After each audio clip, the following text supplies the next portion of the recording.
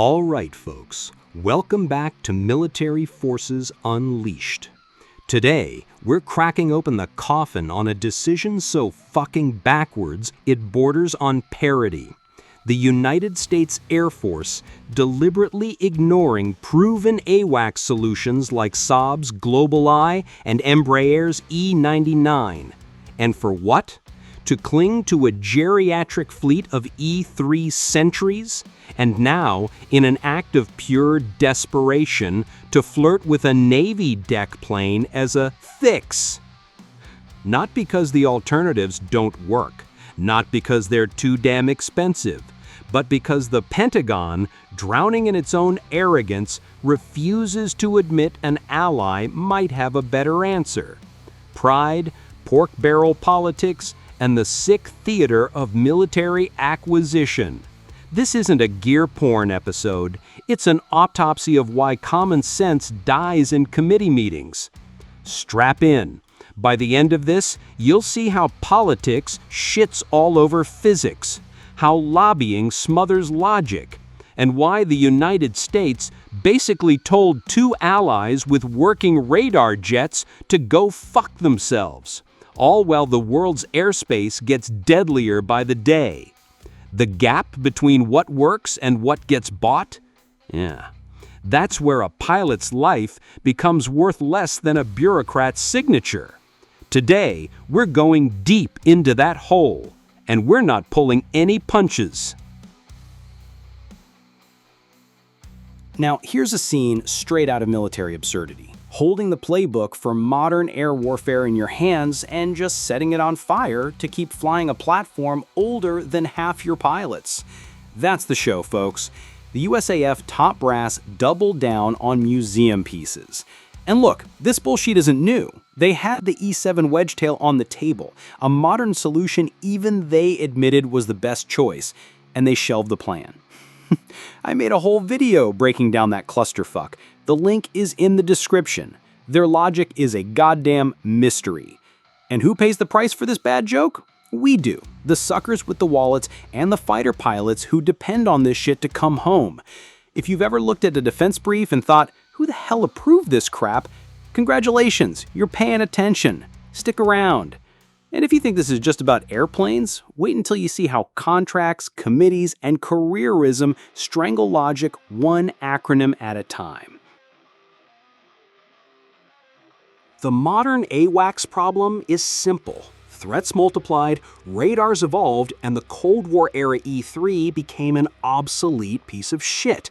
Meanwhile, two allies built the answers. Embraer's E-99, born from the ERJ-145 regional jet, packs the AREI radar onto a nimble platform, offering regional air pictures and battle management with a tiny logistical footprint.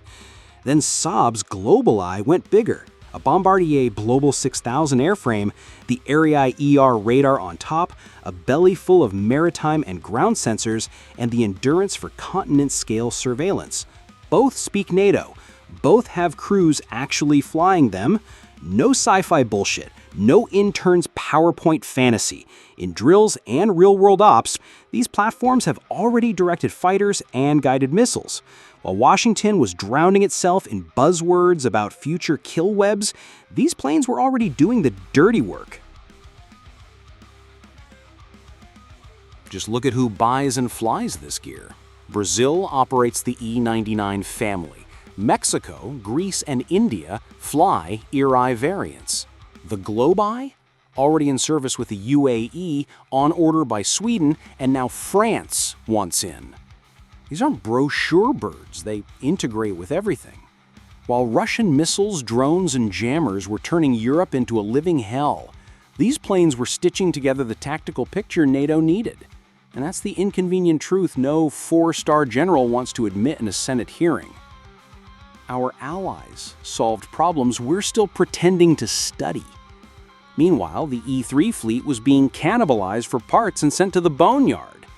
The lesson is fucking clear. Nations that deliver actual capability shape the fight. Those that get lost in bureaucracy lose the war before it starts. And here comes the punchline. Instead of grabbing a ready-made Allied solution, the USAF decided to keep flying the E-3, a 4-engine gas guzzler with availability rates that make mechanics weep. Their genius alternative? The Navy's E-2D Hawkeye. Yeah, the E-2D's great for defending a carrier, but it's a fucking turboprop. Using it to orchestrate a continental air war is like trading a city bus for a pickup truck and swearing the passenger capacity is the same. It's fucking idiotic. The GlobalEye and E-99 could have filled the gaps immediately. Instead, the bureaucrats preferred to kick the can down the road until the can rusted through. You can almost hear the excuse machine warming up. Interim solution, risk, industrial base. Great story. Too bad it doesn't fool anyone. The jet you have today that actually flies is worth more than the promise you make at a podium. So who really wins from this clown show? Not the fucking crews. The E-3's mission-capable rate fell into the toilet, and maintenance became a nightmare. The top brass knew it. They presented the data themselves. And still, the plan dragged on. They froze the modern path and waved their hands at space-based sensors that don't even properly exist yet. That isn't strategy, for Christ's sake. It's a gambling addict doubling down at the poker table after he's already lost the house. The GlobalEye and E-99 aren't silver bullets, but they are bullets you can load in the chamber right now. Instead, we get another round of trust the plan while line pilots fly around holes in their radar coverage. Let's call it what it is. It's acquisition cosplay, but with real people dying on the other end. Why reject Allied gear? Because the defense lobbyists in Washington smile wider when the check is homegrown. Because the not invented here complex is a religion. Because no general wants to explain to Congress that Sweden and Brazil solved a piece of our problem while we were still making up acronyms. The names at the top change, but the incentives are always the same.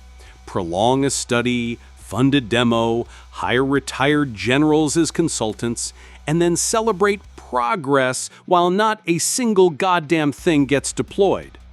Meanwhile, your adversary isn't waiting. This isn't treason, it's careerism with a flag pin on the lapel. It's the polite fucking corruption of delay where nobody pockets a bribe, but everyone protects the gravy train. So is this about security or ego? The ugly answer? Both. But ego is winning by a landslide. When a military service shits on a modern solution and flirts with a half-assed workaround, that isn't vision, it's denial. If your allies have jets that work today, then buy or lease a few of the damn things and cover your fucking gaps. If a committee chairman or some contractor stooge starts whining about the industrial base, tell them to go fuck themselves. Warfighters need targets on a screen, not talking points. Either fix this ship or just admit you're gambling with other people's lives so a few suits can polish their resumes. You want accountability? Put a tail number on the ramp and a deadline on the calendar. Everything else is theater, and the enemy always has a front row seat. Bottom line, the best system isn't the shiniest one in the PowerPoint, it's the one in orbit tonight, passing clean tracks to the shooters. The GlobalEye and E-99 aren't perfect, but they're available and interoperable. The E-3 is past its expiration date. The E-2D is a naval specialist, not a continental stand-in. If you're serious about air dominance, you buy time with what works now while you build tomorrow. If you're serious about appearances, you keep setting money on fire and call it transformational. Pilots, troops on the ground, entire cities, they don't get do-overs. That slide showing Allied AWACS flying while ours are grounded isn't an embarrassment, it's a roadmap if someone grows a spine and follows it. Thanks for sticking to the end. If someone you know still thinks Made in the USA automatically needs best in class, send them this video.